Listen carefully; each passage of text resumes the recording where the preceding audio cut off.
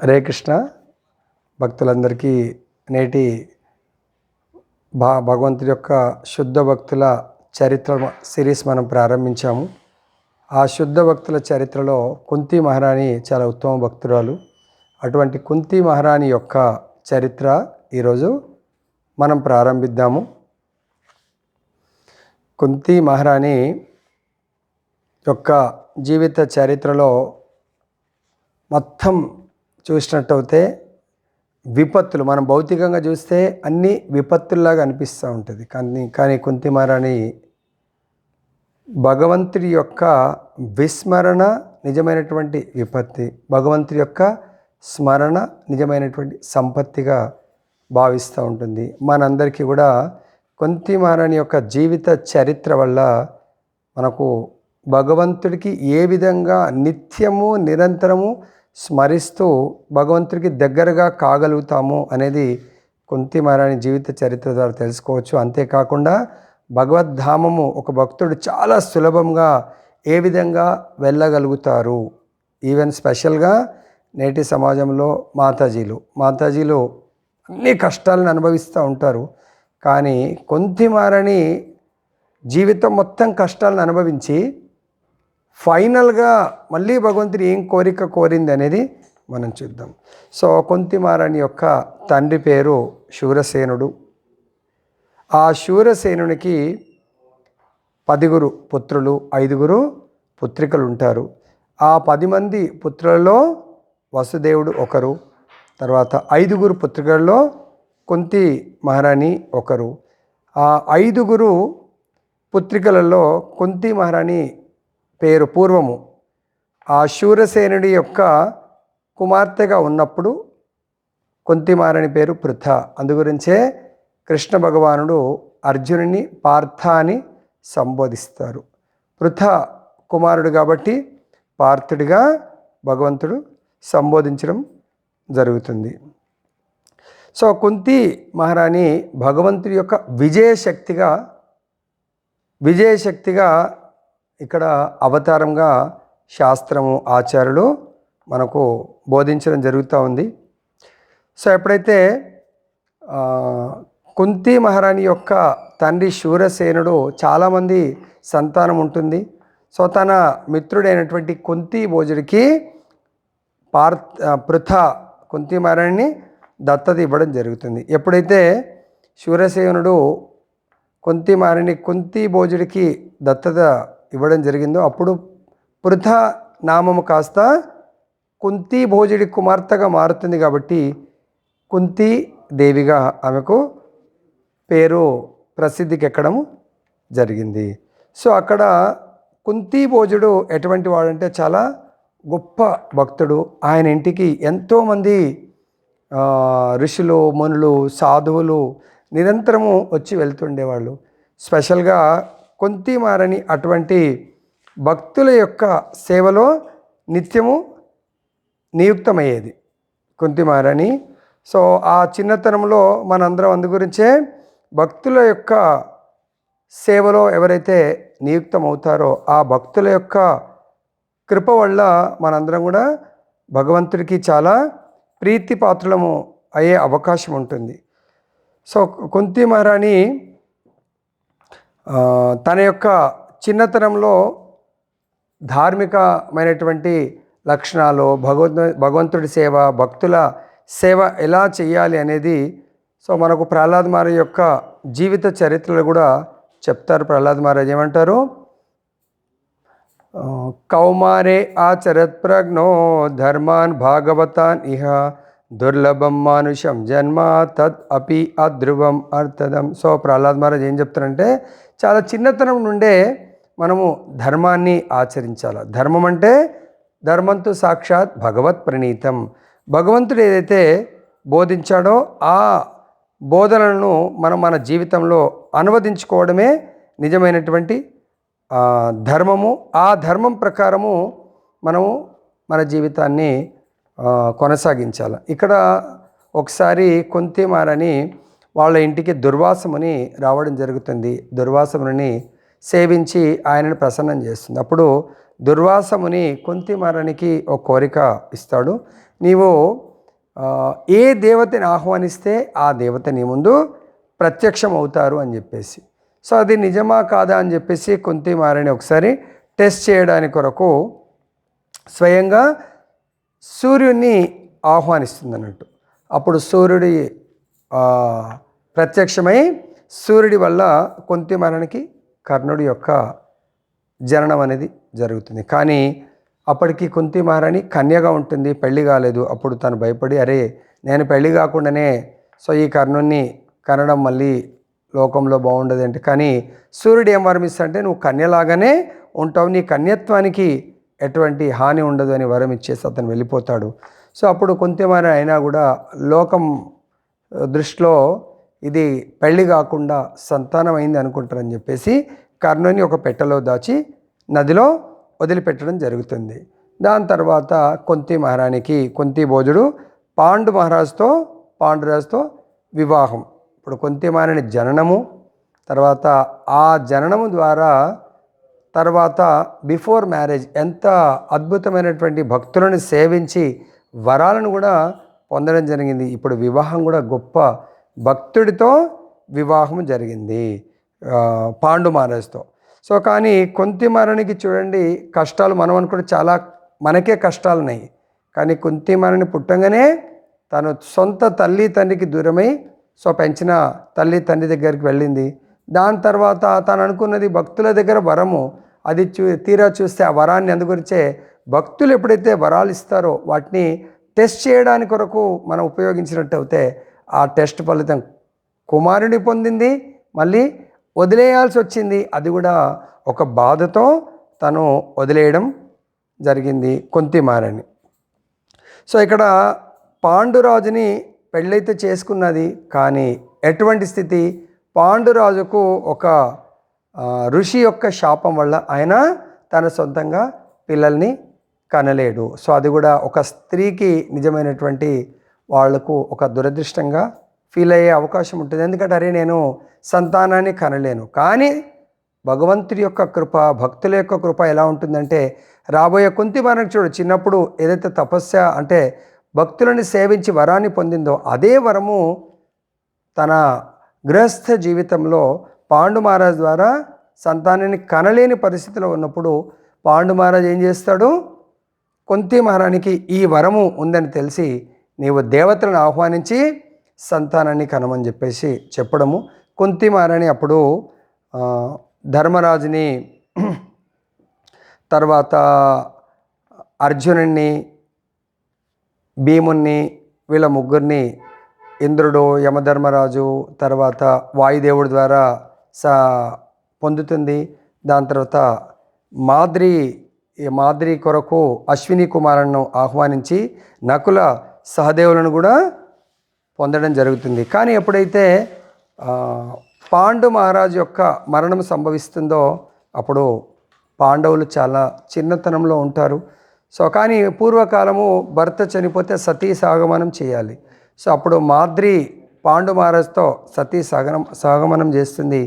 కానీ కుంతి మహారాణి వితౌట్ అంటే పాండు మహారాజు లేకుండా, భర్త లేకుండా 5 పిల్లల్ని పోషించే బాధ్యత తను స్వీకరిస్తుంది. చూడండి ఈ రోజుల్లో భర్త లేకుండా ఒక్కరిని పెంచాలంటేనే ఎంతో కష్టము. అటువంటిది 5 పెంచడము ఎటువంటి ప్రదేశంలో, కుట్రలు కుతంత్రాలతో నిండి ఉన్నటువంటి కౌరవుల మధ్యలో వీళ్ళని పెంచడం చాలా దుర్భరమైనటువంటి స్థితిలో, చాలా కష్టమైనటువంటి స్థితిలో కుంతి మహారాణి వీళ్ళ 5 పోషించడం జరుగుతుంది, పెంచడం జరుగుతుంది.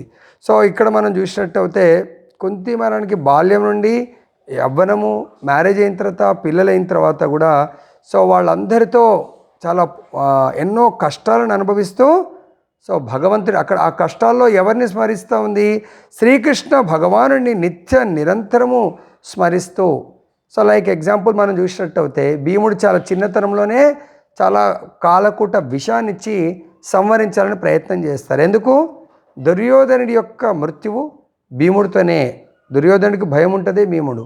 అటువంటి భీముడిని సంహరించడానికి విషయాన్ని ఇచ్చినప్పుడు సో భగవంతుడికి ప్రార్థన చేస్తే భగవత్ కృప వల్ల మళ్ళీ భీముడు ఆ పాతాళ లోకంలో వెళ్ళి సో మళ్ళీ ఆ నాగుల యొక్క నాగలోకంలో నాగులు వాళ్ళందరూ కూడా భీముడి యొక్క విషాన్ని తీసివేసి మళ్ళీ వాళ్ళే ఇంకా అది ఆ విషం కాస్త వరంలాగా తయారై ఆయన రావడం జరుగుతుంది. అంటే భగవంతుని ఎవరైతే నమ్ముకుంటారో వాళ్లకు మనం అనుకుంటే ప్రతికూల పరిస్థితి, ఎవరన్నా దుష్ట దుర్మార్గులు మనకి ఏదైనా చెడు చేయాలనుకుంటే భగవత్ కృప వల్ల అది మంచిగానే మారిపోతుంది. ఇక్కడ పాండవుల విషయంలో, కుంతి మహారాణి విషయంలో, ద్రౌపది విషయంలో అదే మనము చూస్తూ ఉండొచ్చు. ఎందుకంటే ద్రౌపదిని కూడా వాళ్ళు ఎంత ఘోరంగా అవమానించడానికి ప్రయత్నం చేస్తారో నిండు సభలో.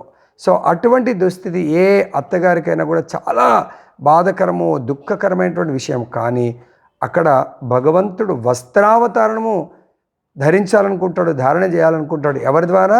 భగవంతుడు ఎప్పుడు అవతరించాలన్నా కూడా పరిత్రాణాయ సాధూనాం వినాశాయ చ దుష్కృతాం ధర్మ సంస్థాపనార్థాయ సంభవామి యుగే యుగే.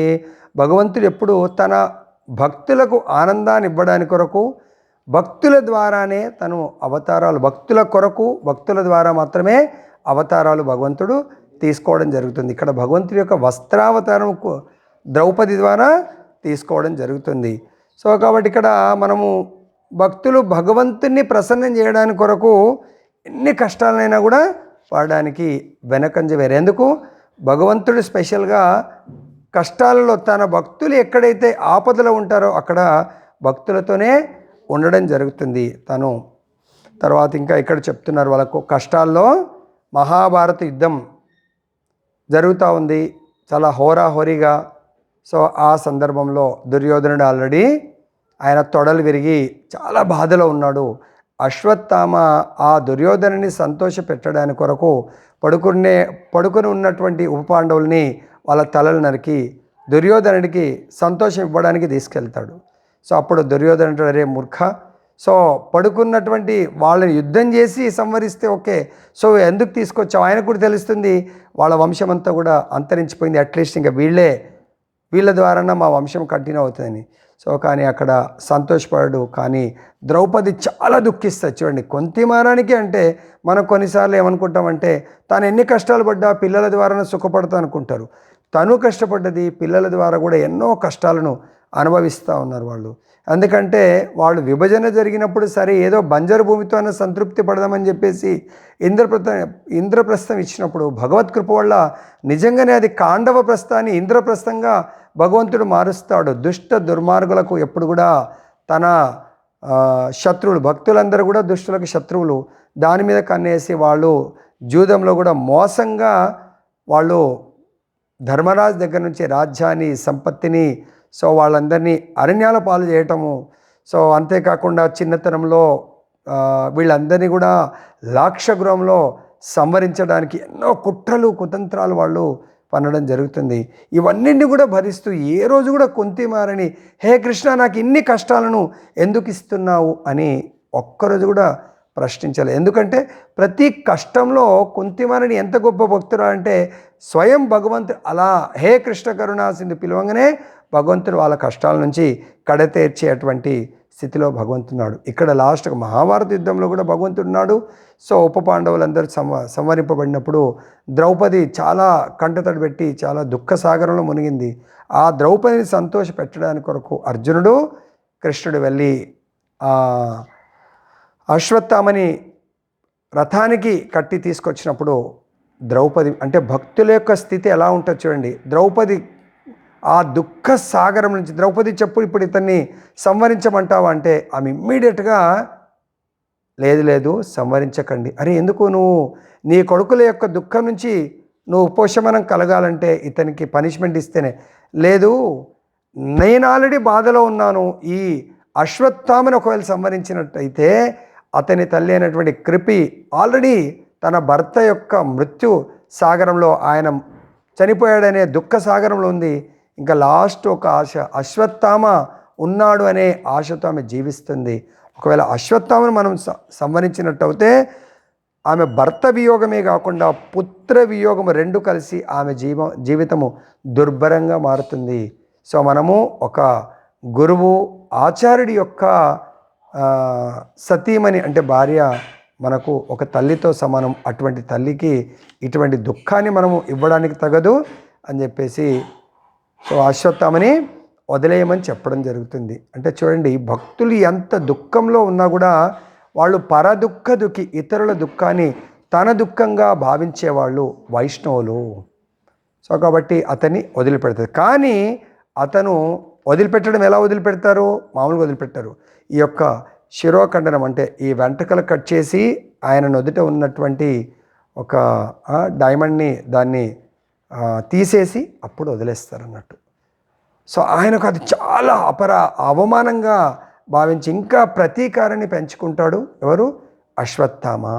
ఇవన్నీ కూడా చూడండి, ఈ పరిస్థితులన్నీ కూడా వీళ్ళందరికీ మాతృమూర్తి అయినటువంటి కుంతి మహారాణికి ఎంతో బాధ కలిగించేది. కానీ కుంతి మహారాణి ఈ బాధల్లో కూడా మాకు భగవంతుడు మాతో ఉన్నాడు, కేవలం భగవంతుడి యొక్క సాంగత్యము ఈ బాధలన్నీ శరీరానికి, ఆత్మకు ఆనందము సాక్షాత్ ప్రత్యక్ష సాంగత్యం భగవంతున్నాడు కాబట్టి ఆత్మ అత్యంత ఆనందంలో ఉంటుంది. ఒకవేళ భగవత్ సాంగత్యం లేకపోతే ఈ దేహానికి ఎన్ని సుఖాలున్నా కూడా ఆనందం ఉండదు.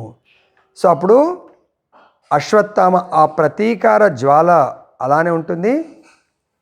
పాండవులు మొత్తానికి మహాభారత యుద్ధం గెలిచారు. సో భగవంతుడు ఇంకా ద్వారకకు వెళ్ళిపోవాలని ఆయన సన్నద్ధం అవుతూ ఉంటుంటే అప్పుడు అశ్వత్థామ ఏం చేస్తాడంటే ఫైనల్ కన్క్లూజన్, ఇంకా వీళ్ళ వంశోద్ధారకుడు ఉత్తర గర్భాన ఉన్నాడు, ఆయనను కూడా ధ్వంసం చేస్తే అప్పుడు ఇంకా వీళ్ళ వంశము సర్వనాశనం అవుతుంది అనే ఆలోచనతో బ్రహ్మాస్త్రాన్ని వదిలేయడం జరుగుతుంది. అప్పుడు ఉత్తర భగవంతుడి దగ్గరికి పాహి పాహి జగత్పతే అని చెప్పేసి, జగన్నాథ హే ప్రభు రక్షించండి అని చెప్పేసి ఆ ఉత్తర భగవంతుడి యొక్క పాదాశ్రయాన్ని పొందుతుంది. ఈ విషయం అంతా కూడా కుంతి మహారాణి తన కళ్ళతో అబ్జర్వ్ చేస్తూ ఉంది. సో వీళ్ళు అప్పటికే ధనుర్బాణాలను పట్టే లోపల సమయం సరిపోదు, అది ఎంటర్ అవ్వడానికి వస్తుంటే అప్పుడు భగవంతుడు తన యొక్క పాదాలను ఎవరైతే ఆశ్రయిస్తారో వాళ్ళని తప్పకుండా భగవంతుడు రక్షిస్తాడు. అందు గురించి ఆచార్యులు చెప్తారు, రాకే కృష్ణ మారేఖో మారే కృష్ణ రాకేహో. కృష్ణుడు ఎవరినైతే రక్షించాలనుకుంటాడో వాళ్ళని ఎవ్వరు కూడా శిక్షించలేరు, ఎవరినైతే కృష్ణుడు శిక్షించాలనుకుంటాడో వాళ్ళని ఎవ్వరు కూడా రక్షించలేరు. సో ఇక్కడ అశ్వత్థామ పాండవుల యొక్క మనవడైనటువంటి ఉత్తమ భక్తుడు, రాబోయేటువంటి ఉత్తమ భక్తుడిని శిక్షించాలి, సంవరించాలనుకున్నాడు. ఎవరు? అశ్వత్థామ. కానీ భగవంతుని శరణాగతి, భగవంతుడు జస్ట్ వెయిట్ ఫర్ శరణాగతి, ఉత్తర సంపూర్ణ శరణాగతి. నా అర్జునుడిని ధర్మ ఎవ్వరిని కూడా శరణాగతి పొందలేదు, డైరెక్ట్ భగవత్ శరణాగతి పొందంగానే భగవంతుడు ఇమ్మీడియట్గా సుదర్శన్ చక్రం తీసుకొని చతుర్భుజ నారాయణ రూపంలో సో ఉత్తర గర్భంలో ఎంటర్ అయి ఆ యొక్క తన గద ద్వారా మొత్తం ఆ బ్రహ్మాస్త్రాన్ని అంతా కూడా విచ్ఛిన్నం చేయడం జరుగుతుంది. ఆ బ్రహ్మాస్త్రము శక్తి విహీనంగా మారిపోతుంది. ఇదంతా కూడా కుంతి మహారాణి అబ్జర్వ్ చేస్తుంది. భగవంతుడు ఇక్కడ ఉన్నాడు, ఇక్కడ లేడని కాదు, ఇక్కడ ఉన్నాడు, లోపల ఉత్తర గర్భంలో కూడా ఎంటర్ అయి ఆయన భగవంతుని యొక్క లీలని స్వయంగా ప్రత్యక్షంగా దర్శిస్తూ అప్పుడు ఆ యొక్క ప్రత్యక్ష రెండు దగ్గరలా భగవంతుడి యొక్క దర్శనాన్ని చూస్తూ కుంతి మహారాణి చాలా ప్రసన్నమైంది. ఇదంతా అయిపోయిన తర్వాత భగవంతుడు ఇంకా ధర్మరాజుకు పట్టాభిషేకం అయిపోయింది. సో ఎక్కడెక్కడ అందరూ ఆనందంగా ఉన్నారు. అప్పుడు ఇంకా కృష్ణుడు నేను ద్వారకాకు వెళ్తాను అని చెప్పేసి చెప్పడం జరిగింది. సో అప్పుడు భగవంతుడికి ఇంకా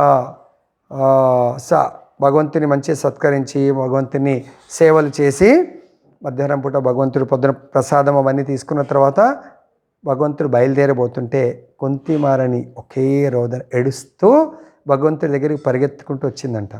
అప్పుడు భగవంతుడు అంటున్నాడు, ఎందుకు ఏడుస్తున్నావు అత్తమ్మ అని చెప్పేసి, అంటే అత్త వరుస అవుతుంది కాబట్టి ఎందుకు ఏడుస్తున్నావు, ఇప్పుడు నీకు అన్నీ ఆనందంగా, అది ఆనంద బాష్పాలు కాదు, దుఃఖంతో వచ్చేటువంటి నీళ్ళు, ఎందుకు ఏడుస్తున్నారు మీరు అంటే అప్పుడు అవంటుంది, సో ముందుగా నేను మిమ్మల్ని ప్రార్థించాలనుకుంటున్నాను, నేను మిమ్మల్ని స్తుతించాలనుకుంటున్నాను.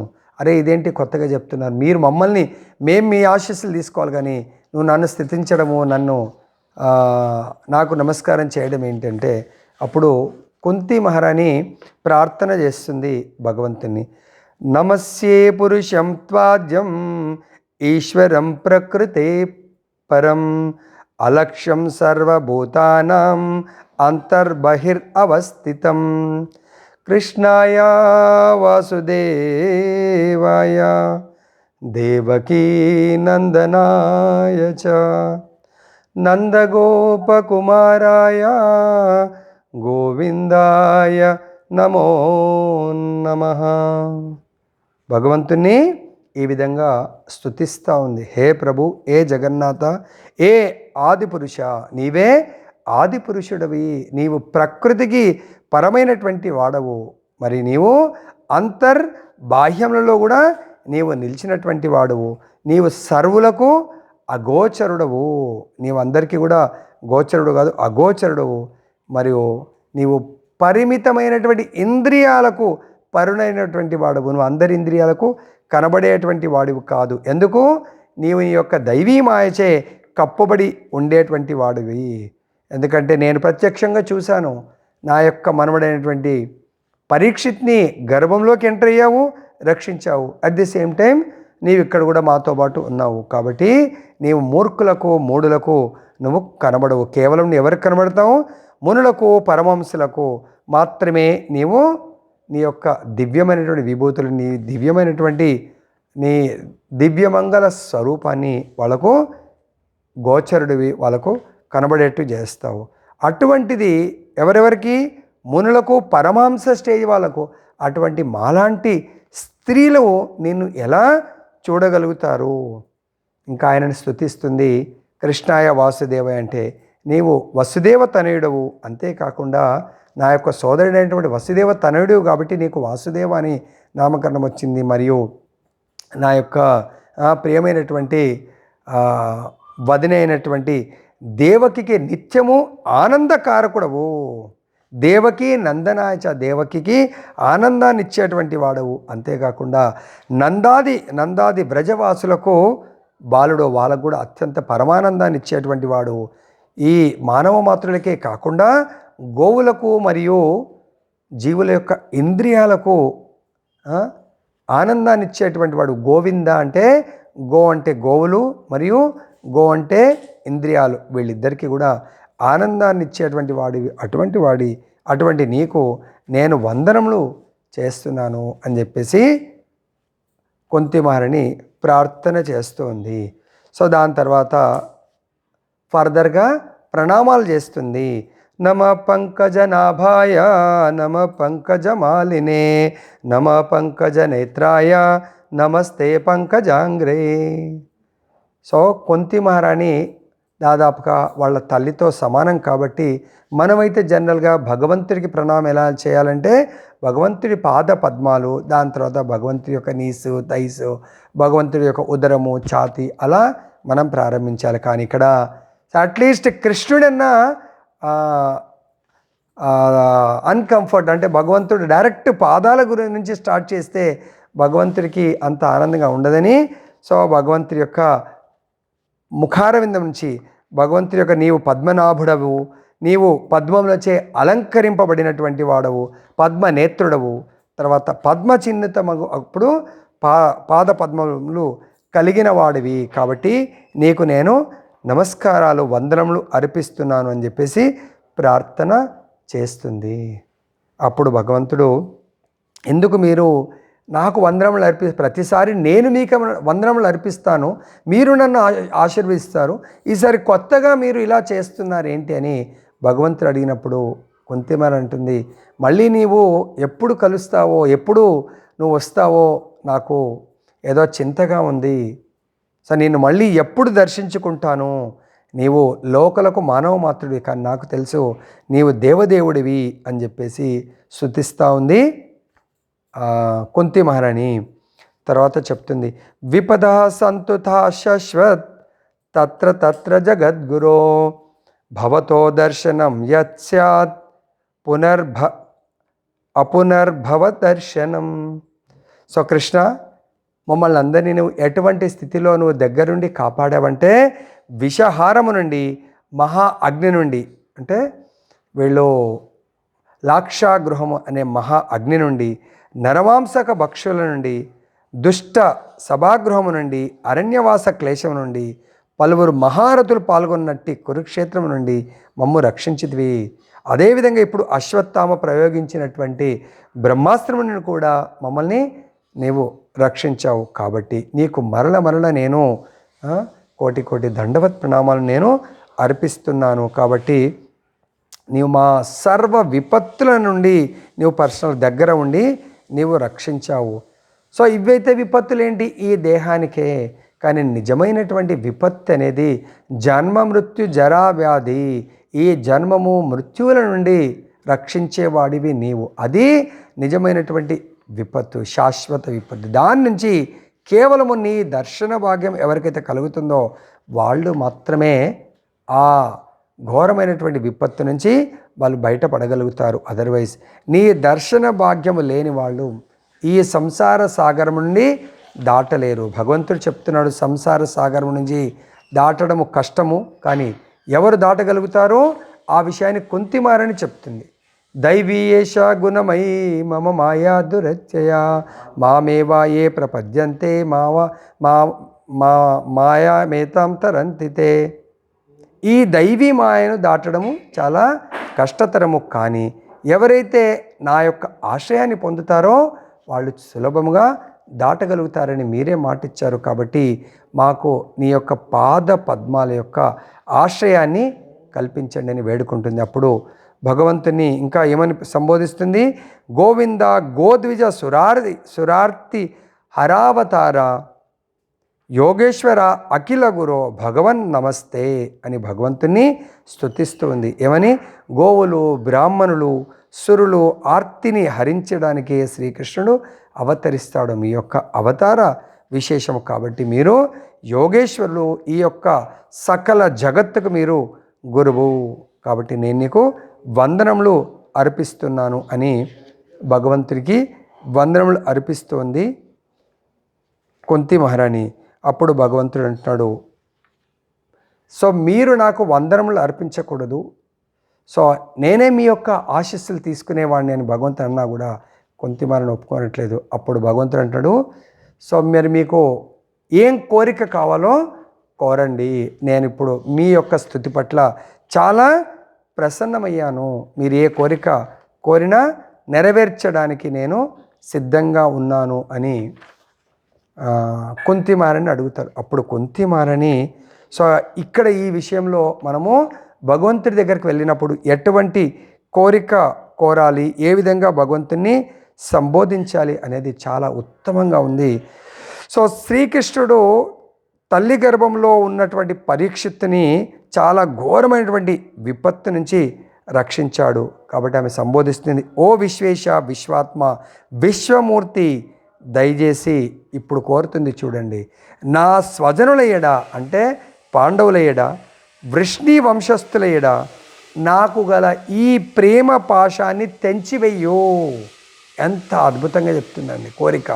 అంటే నాకు పాండవుల పట్ల అటాచ్మెంట్, నా యొక్క మనవడు పట్ల అంటే ముని మనవడు పట్ల అటాచ్మెంట్, ఆసక్తి, ప్రేమ పాశం ఉంటే దాన్ని తెంచివేయు. ఎందుకు? దీనివల్ల నీ పట్ల ప్రేమ ఉండకపోవచ్చు.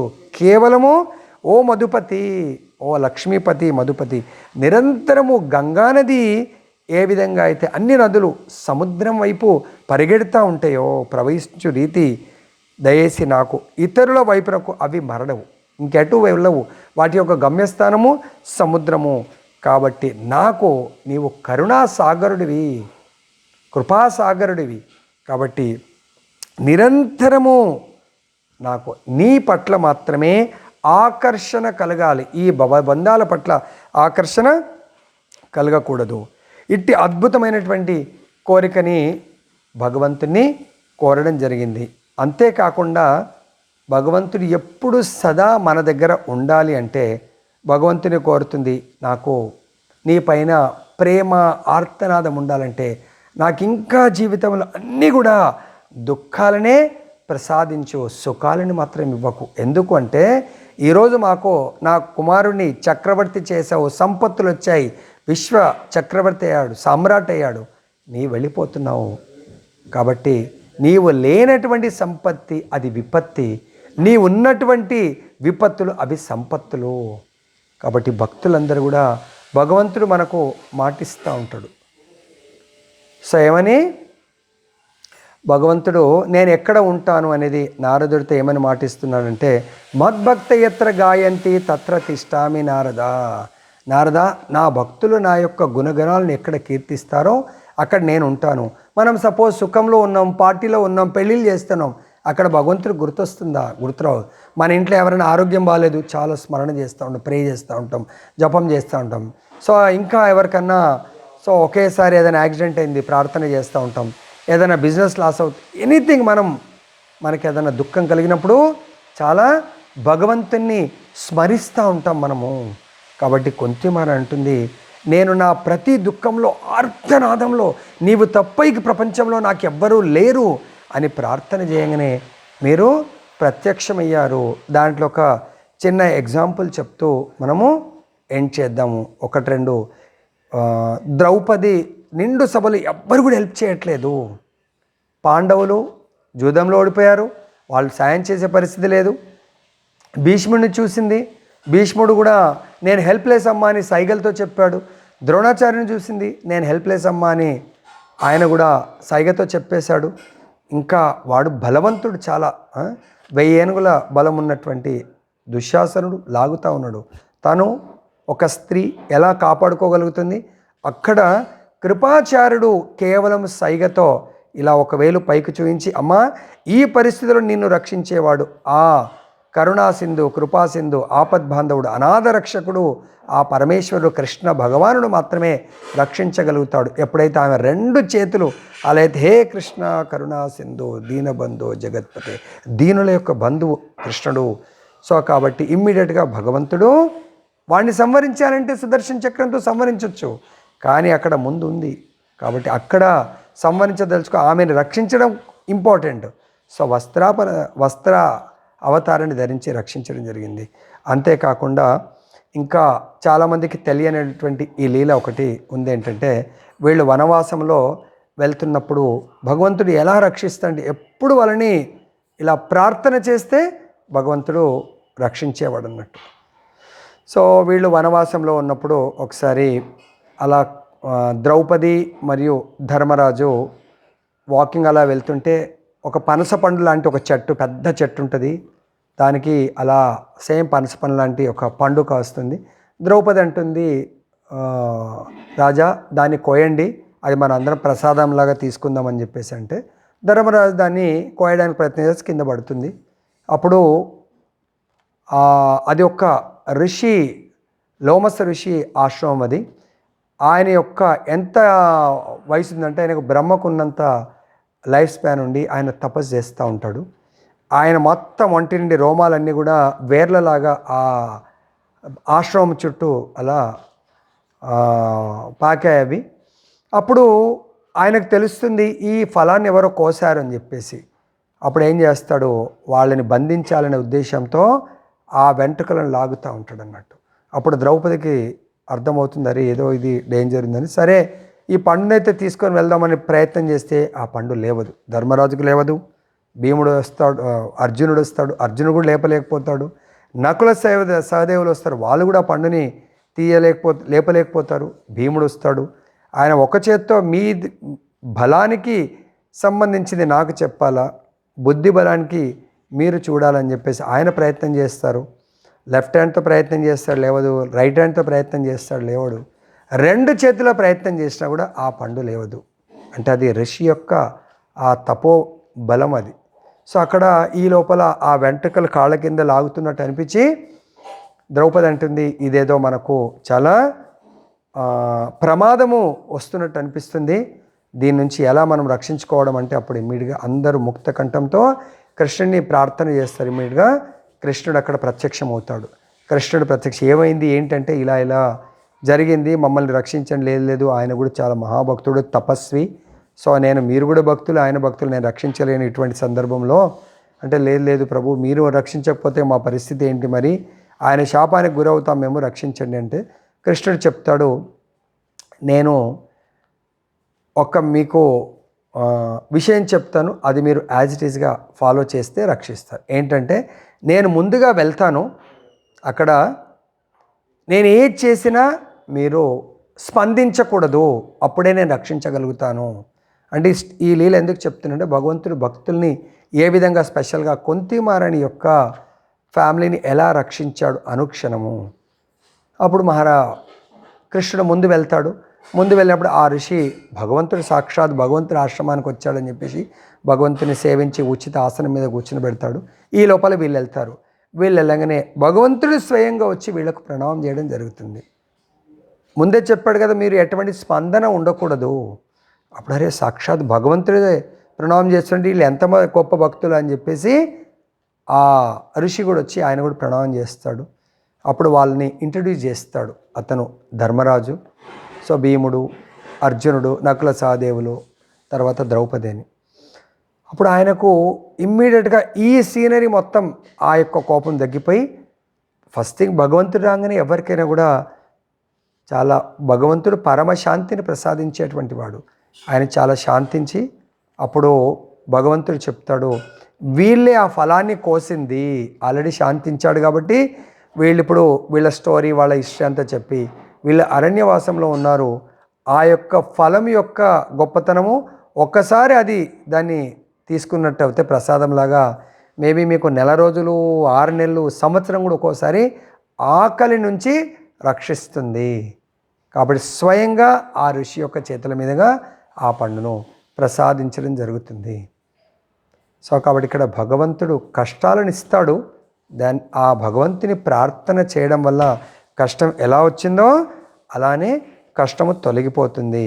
సో ఇక్కడ కుంతి మహారాణి ఆ విధంగా భగవంతుని ద్వారా కష్టాలను ఇవ్వమని వరాన్ని పొందుతుంది. భగవంతుడు వెళ్ళిపోతాడు. ఫైనల్ డిపాచర్ కుంతి మహారాణి యొక్క మహాభక్తురాలు కాబట్టి ఎలా డిపాచర్ అవుతుందంటే, ఎప్పుడైతే భగవంతుడు తన యొక్క లీల చాలించి భగవద్ధామం వెళ్ళిపోతాడో, అర్జునుడు ఆ సందర్భంలో ద్వారకాకు వెళ్ళి చాలా సమయం అవుతుంది, ఇంకా రావడం లేదని ఎదురు చూసేటప్పుడు అర్జునుడు వస్తాడు. ధర్మరాజు అడుగుతాడు, ఏమైంది, మొత్తం కృష్ణుడు అంతా కుశలమేనా, కృష్ణుడి యొక్క ఫ్యామిలీ కుశలమేనా, యదువంశం అంతా కుశలమేనా అని అడిగితే ప్రతిదానికి అర్జునుడు చాలా విషాదమైనటువంటి ఆయన ఫేసు, ఆయన యొక్క శరీర ముఖ కవలికలు చూసి ధర్మరాజుకి అర్థమవుతుంది ఏదో అశుభ సూచకము. అప్పుడు ఆయన ఏడుస్తూ రోదిస్తూ చెప్తాడు, ఇప్పుడు నా ప్రియాతి ప్రియమైనటువంటి సఖ మరియు కృష్ణుడు, మనకు ప్రాణము లాంటి కృష్ణుడు ఇంకా ఇప్పుడు లేడు, తన యొక్క లీల అంత్యలీల చాలించి గోలోకధామం వెళ్ళిపోయాడు అని చెప్పేసి చెప్పగానే కుంతి మహారాణి యొక్క గొప్పతనం, ఆ వార్త అలా విన్నిందో లేదో స్పాట్గా ఆ క్షణంలో తత్క్షణంలో తన శరీరాన్ని త్యజించడం జరుగుతుంది. అంటే చూడండి, భగవంతుడు ఏం కోరుకున్నది, ప్రభు నీ నుంచి నేను ఒక్క క్షణం కూడా దూరంగా ఉండలేను. భగవంతుడి భూలోక లీల పరిసమాప్తి చేసుకొని వెళ్ళిపోయాడు లేదో, కుంతి మహారాణి కూడా ఏం కోరింది, తన యొక్క కుమారుల పట్ల, తన యొక్క సంతానము ఎవ్వరి పట్ల కూడా ప్రేమ పాశాన్ని తుంచండి. భగవంతుడు వరాన్ని ఇచ్చాడు, భగవంతుడు వెళ్ళిపోయాడు లేదో, ఎట్లయితే భీష్ముడికి ఇచ్చామృతువో అనుకున్నది వీళ్ళందరినీ కూడా వదిలేసి తను భగవంతుడి యొక్క గోలోక ధామానికి వెళ్ళిపోయింది. జయ బలో కుంతి మహారాణికి జై. హరే కృష్ణ కృష్ణ కృష్ణ హరే హరే, హరే రామ రామ రామ హరే హరే. హరే కృష్ణ.